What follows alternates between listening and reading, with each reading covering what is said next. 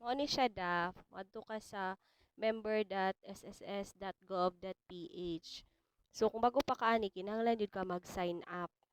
Pero ako na naman ko'y account, so mo proceed na ta. Mao na bali mao ni akong account. So mo sign in sa ako.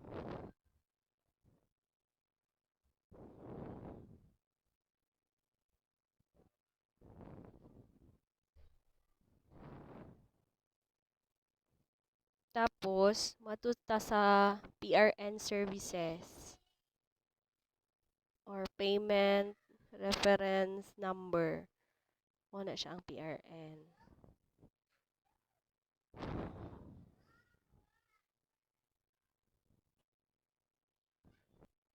So i-click na to ang PRN gyud.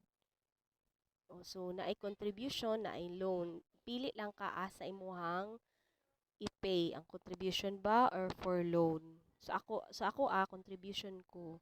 So adto ta sa generate PRN. Kada pay gyud nimo mag-generate gyud ka og PRN.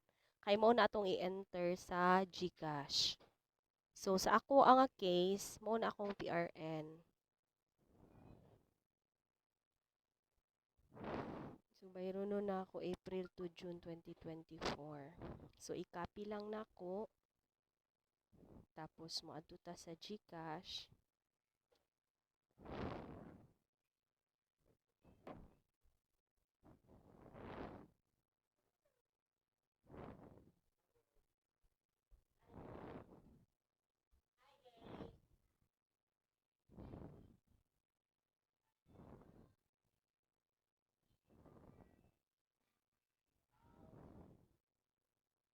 Moadto ta sa bills.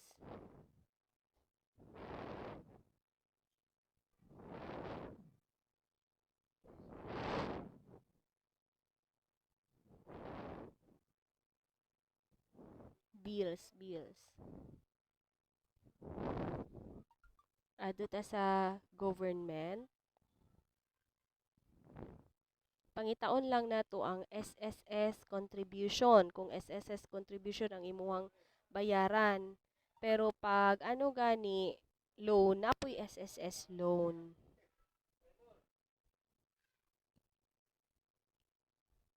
So ana siya no. So 3,150.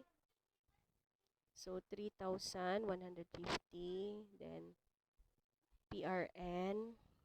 Tapos katong akong copy na number. So i-paste na to. And then self-employed man ko. Ako email.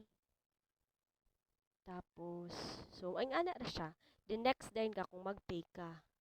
So na siya charge nga 8 pesos kada transaction. Ana lang siya daf. After ana wala na. Okay na po